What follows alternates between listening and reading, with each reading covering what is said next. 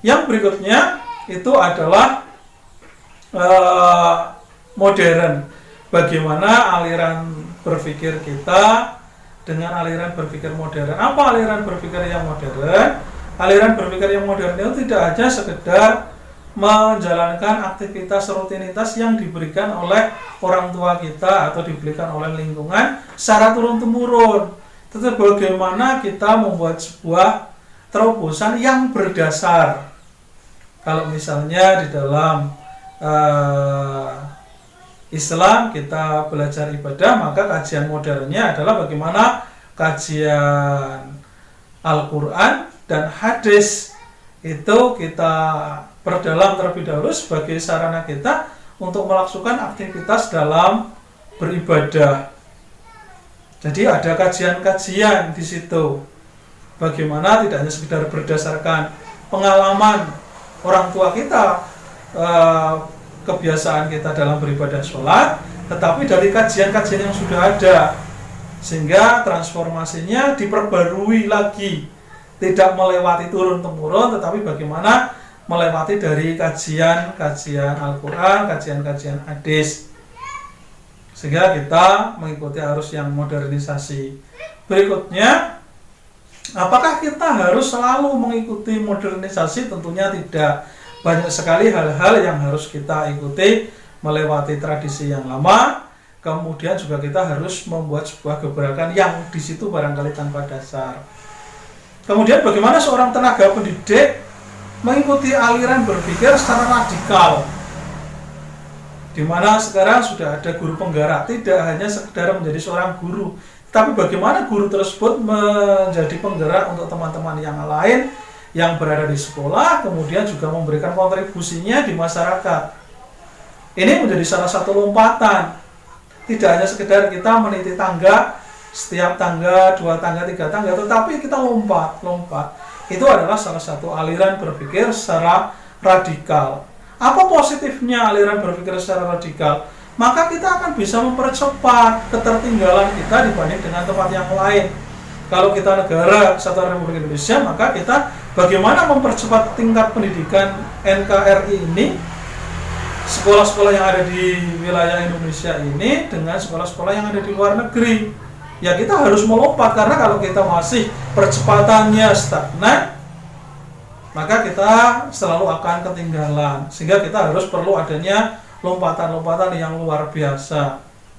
Penting saya pikir manakala kita berpikir secara radikal, hampir di beberapa elemen yang kemungkinan di situ tidak ada panduannya. Sebagai contoh adalah perkembangan sebuah teknologi dalam belajar. Maka kita era daring, maka lompatannya adalah yang ekstrim. Bagaimana kita belajar dengan menggunakan handphone, kita menggunakan tablet, kita menggunakan laptop dalam berkomunikasi. Ini salah satu bentuk lompatan. Kalau kita tidak menggunakan yang radikal seperti itu, maka tentunya kita susah. Begitu juga dalam keseharian, maka ada beberapa pemikiran kita sebagai seorang pejabat di pemerintahan desa, kecamatan, kabupaten dalam mengambil kebijakan. Sebagai seorang pemuka agama, sebagai seorang tenaga guru, maka kita juga perlu adanya lompatan-lompatan agar wilayah binaan di mana tempat kita menjadi seorang pemimpin, maka di situ kita akan berprestasi di bidangnya, melompat. Kalau selama ini dalam kita mengajar misalnya pendidikan tentang tata negara, maka hanya rutinitas kita menggunakan buku di 20-30 tahun yang lalu, maka seharusnya sudah tidak lagi dengan memperdalam itu terlalu lebih, tetapi kita akan menambah kapasitas atau persentasinya dengan memasukkan peserta didik ini yang digabung atau dikolaborasi dengan aparat-aparat penegak hukum, sehingga pada saat pembelajaran tata negara memang benar-benar menjiwai, karena aparat penegak hukum tersebut secara langsung berkecimpung di lingkungan. Dan ini menjadi salah satu terobosan buat kita bagaimana agar lompatan tentang pendidikan kewarganegaraan bisa lompat. Begitu juga untuk pembelajaran agama.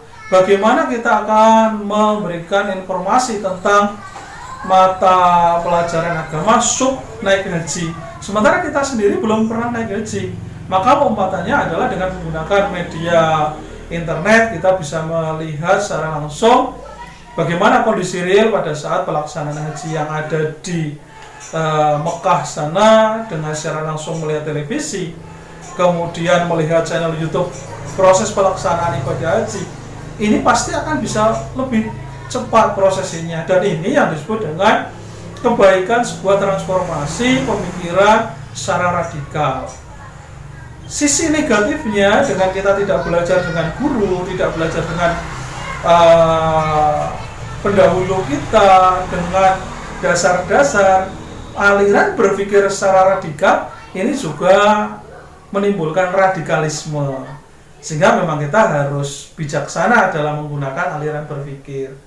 Banyak saudara-saudara kita yang hanya sekedar mungkin berpikir sesaat bagaimana untuk sampai ke surga sana dengan mengorbankan nyawa yang lain. Hanya gara-gara pada saat kita membuat sebuah kajian tanpa didiskusikan kepada orang lain atau kepada sahabat-sahabat yang lainnya, apakah keberadaan kita benar atau salah, kemudian kita langsung membuat sebuah eksekusi. Nampak di beberapa wilayah dengan adanya terorisme, dengan adanya pemberontakan di sana sini, dengan adanya pencurian, ini adalah salah satu aliran pemikiran yang radikal. Pada saat seorang itu mencuri tanpa didasari oleh rasa lapar, hanya sebagai sebuah keinginan nafsu untuk memiliki harta yang lebih, ini adalah salah satu bentuk radikalisme. Bagaimana dia ingin mencoba. Sifat ini adalah sifat yang sebenarnya mutlak dimiliki oleh seekor hewan. Sebagai contoh, pada saat kita berpapasan dengan kucing, kemudian kucing tersebut di gang yang sempit, tidak ada kemungkinan untuk balik ke belakang, maka kucing tersebut pasti akan dengan radikalnya lari menghantam kita atau berani secara langsung menerkam kita. Begitu juga dalam pola kehidupan kita sehari-hari, khususnya buat rekan-rekan calon guru maupun guru baru, bagaimana membuat sebuah terobosan yang bagus, lompatan-lompatan yang bagus, tetapi tetap memperhitungkan keberadaan bagaimana umat manusia yang ada di lingkungan sekitar, bagaimana tetap mempertimbangkan negara Kesatuan Republik Indonesia agar ranah kita dalam mengimplementasikan aliran pemikiran ini betul-betul bisa dipertanggungjawabkan dan selanjutnya bisa bermanfaat serta bermaslahat buat umat. Demikian materi kita hari ini tentang aliran berpikir, bagaimana sebuah aliran berpikir ini mendominasi kita dalam kehidupan sehari-hari, baik kita sebagai seorang guru maupun sebagai seorang warga masyarakat yang dalam kehidupannya selalu ditunggu kontribusi dan teladannya. Jangan lupa like, share, dan subscribe. Bagikan kepada yang lain barangkali ada yang membutuhkan. Terima kasih. Mohon maaf. Saya Assalamualaikum warahmatullahi wabarakatuh.